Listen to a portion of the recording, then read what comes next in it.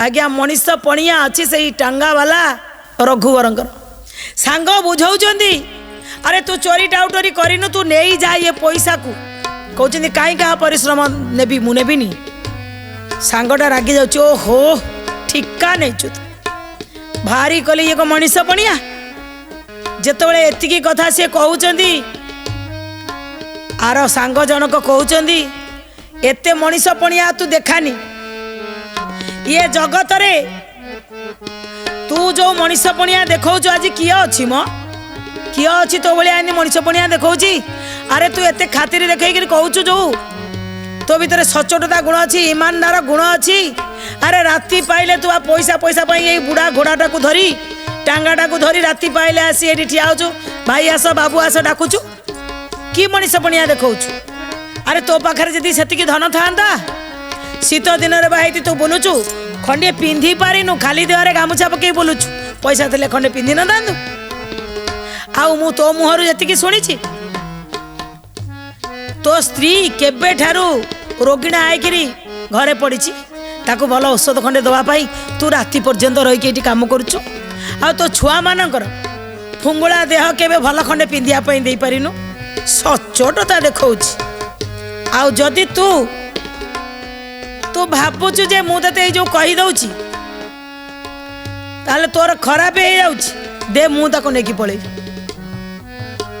ये तापरे रघुवर कहले अरे भाई मु बुझुची तू मो भल पाई कहूछु तू मोर उन्नति पाई कहूछु मो दुखटा सही पारनु बिली कहूछु आ मु जदि खर्च कर देबी ए पैसाटा मते कह एई पैसा को जदि मु खर्च कर देली मो जीवन रे कोन दुख चली आउ केबे अभाव रहिबनी यही पैसा रे मु धनी हो जीवी देखो दर्शक बंधु केते छोटिया कथाटी जो मनीष पणिया आज हजी हजी पलाउची लोकंक भितर माने छाड़ीकी जीवा तो दूरर कथा लोक छड़ेकी नहीं जाउछंती सेठी ये टांगा वाला शरीर रे आज्ञा शीत दिन रे पिंधिया पई वस्त्र नहीं खंडे कौ दिनर सेई मलिया मसकटिया गामुछा कांधरे पड़ी से टांगाटा से घोड़ाटा से गाड़ी की आज्ञा से गामुछारे 100 थर से घोड़ा गाड़ी की पोछि दौरान पुणी से आज्ञा कांधरे पकई दौरान जिते मुहर आज्ञा झाड़ बहुव से समस्त ओह्लैला जो मैला लगी पोछि से गामुछारे आज्ञा मुह पोछि देते कौन मिले खाइले तो खाइले नला ना संध्या बेलू फेरला बेले जहाँ 2 पैसा रोजगार करेंगे से जहाँ किणिकी आनी खाई देकर शोई पड़ती आमको आज्ञा निद हाँपाई केते समय लगे आमर आज्ञा गदी थाए शोयापाई घर भितर एसी कूलर लगी थाए किंतु निद हुए हेले टांगा चलाउथिबा रघुवर खटी खटिकी आसिला परे घर को स्त्री रोगणी आसिला परे पुणी आउ टिके किछि काम कर देई सेई तळे आज्ञा खंडिया बिछना पकई देले जो निद ता धरे आज्ञा तृप्ति मिले पुणी राति पाइले मु पुणी जीवी काम को किंतु ता भितर कोठी ना कोठी लुचि रही आज्ञा मनीष पणिया आज आज्ञा मनीष पणिया को देखिले दुख लगे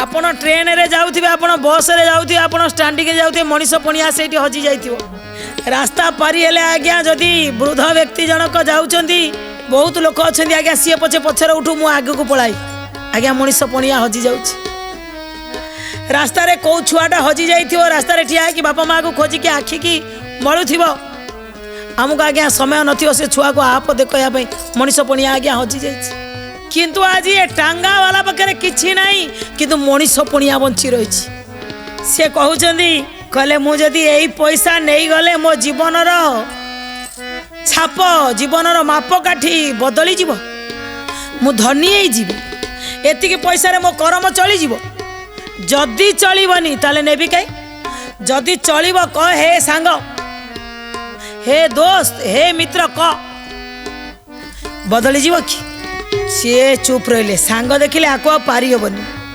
कारण आ भितर सचोटता मनीष पणियाटा आ भितर घर करी जाइछि मु जेते कहले ये निजे नबनी कि मते नबाकू दबनी कारण ता गाड़ी रे किए छाड़ी ना एतिकी कही दे से टांगाटा को बोलेला मु जोठू आसीथिली ମୁଁ ଯାଉଛି ସେଇଠିକି ପଳେଇ ଗଲେ। ସେଇଠି ଯାଇ ସମସ୍ତଙ୍କୁ ପଚାରିଲେ ଅନ୍ୟ ଟାଙ୍ଗାବାଲାକୁ, କେହି ଆଜ୍ଞା ମୋତେ ଆସି ଖୋଜୁଥିଲେ କି? କେହି ଆଜ୍ଞା କାହାର ଗୋଟେ ବ୍ୟାଗ୍ ଛାଡ଼ିଛନ୍ତି ପଚାରୁଛନ୍ତି?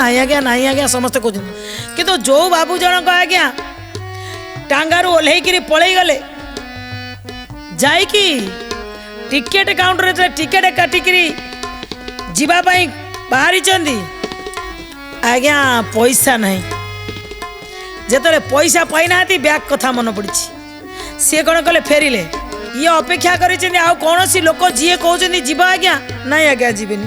ଆଜି ଦିନମାନ ଯାଉନାହାନ୍ତି, ଅପେକ୍ଷା କରିଛନ୍ତି। ଆଉ ଯେତେ ପାସେଞ୍ଜର ଆସୁଛନ୍ତି ଉଠାଉନାହାନ୍ତି, ବସିଛନ୍ତି। କିଛି ସମୟ ପରେ ଆଖି ପଡ଼ିଲା, ଆରେ ଏଇ ତ ସେଇ ସାରେ ଯାହାକୁ ମୁଁ ନେଇଥିଲି ଛାଡ଼ିବା ପାଇଁ। ସିଏ ଚିହ୍ନିଦେଲେ, ଆରେ ଏଇ ତ ସେଇ ଟାଙ୍ଗାବାଲା। ଭାଇରେ ମୁଁ ତମ ଟାଙ୍ଗାରେ ମୋର ଗୋଟେ ବ୍ୟାଗ ଛାଡ଼ିଥିଲି। କହିଲେ ଆଜ୍ଞା କୁହନ୍ତୁ ଆପଣଙ୍କ ନାଁ କୁହନ୍ତୁ। ସେ ତାଙ୍କ ନାଁ କହିଲେ, ମୋ ନାଁ ହେଉଛି ରୁଦ୍ରଦତ୍ତ ଶର୍ମା। ହଁ, ତା ଭିତରେ ଲେଖା ଅଛି ରୁଦ୍ରଦତ୍ତ ଶର୍ମା। ଠିକ୍ ଅଛି। ତା ଦେହରେ ଆଉ କ'ଣ ଥିଲା କୁହ? ନା 15,000 ଟଙ୍କାର 2ଟା ଚେକ୍ ଥିଲା। ହଁ, 2ଟା ଚେକ୍ ଅଛି। କହିଲେ 85,000 ବଣ୍ଡଲ ଥିଲା ଟଙ୍କା। କହିଲେ ଆଜ୍ଞା ଅଛି। ସିଏ ଥିଲେ କିଏ? ଗୋଟେ ପତ୍ରିକାର ପ୍ରତିନିଧି। ସେ ଇଏ ଟାଙ୍ଗାବାଲାର ମଣିଷ ପଣିଆଟା ଦେଖିକିରି ଆଜ୍ଞା ତାଙ୍କ ହୃଦୟରେ ଗୋଟେ ଭାବ କେମିତି ଜାଗ୍ରତ ହେଲା। କହିଲେ ଆଜି ବି ମଣିଷ ପଣିଆ ବଞ୍ଚି ରହିଛି। କିଏ କହିଲା ଆଜି ମଣିଷ ପଣିଆ ହଜି ଯାଉଛି? ଦର୍ଶକ ବନ୍ଧୁ ଦେଖନ୍ତୁ ଏଇଠି ଭାବକୁ। ଆମ ଭିତର ମଣିଷ ପଣିଆ ଧୀରେ ଧୀରେ ମରି ମରି ଯାଉଥିବା ସମୟରେ ଆଉ କୋଉଠି ଆଜ୍ଞା ମଣିଷ ପଣିଆ ଚେତେଇ ଦଉଛି, ହେ ମଣିଷ, ସମସ୍ତେ ତ ଦେଖିବା ପାଇଁ ଏକା ଭଳି, କିନ୍ତୁ ସମସ୍ତଙ୍କର ହୃଦୟର ଭାବନା ଏକା ଭଳି ନୁହଁ। ମଣିଷ ଜନ୍ମ ହେଲା ପରେ ଗୋଟେ ମଣିଷ ପଣିଆ ରହିବା ଦରକାର। ଯେଉଁ ମଣିଷ ପଣିଆରେ ଅନ୍ୟର ଦରଦି ଦେଖିଲେ ଟିକେ କାନ୍ଦିଦିଅ। ଶାସ୍ତ୍ର କହୁଛି, ଅନ୍ୟ ଜଣକ ଦୁଃଖ ସମୟରେ ଯଦି ତମେ ହସୁଛ, ଖୁସି ହଉଛ, ମନେ ରଖ ତୁମେ ହଉଛି ଅସୁର, ତୁମେ ହଉଛି ଦୈତ୍ୟ। ଅନ୍ୟର ଦୁଃଖରେ ଯିଏ ସୁଖୀ ହୁଏ ସିଏ କିଏ? ନା ଦୈତ୍ୟ। ଅନ୍ୟକୁ ଦୁଃଖ ଦେଲେ ସିଏ ହସନ୍ତି, କିନ୍ତୁ ଅନ୍ୟ ଉପରେ ଦୁଃଖ ଆସିଲେ ଯିଏ ନିଜକୁ ଭାବିନିଏ ସେଇ ଦୁଃଖଟା ଯଦି ମୋ ଉପରେ ପଡ଼ିଥାନ୍ତା, ଏଇ ରଘୁବର ବି ବୁଝଉଛି, ଏଇ ଦୁଃଖଟା ଯଦି ମୋ ଉପରେ ପଡ଼ିଥାନ୍ତା ମୋ ପିଲା କ'ଣ ଭାବିଥାନ୍ତା?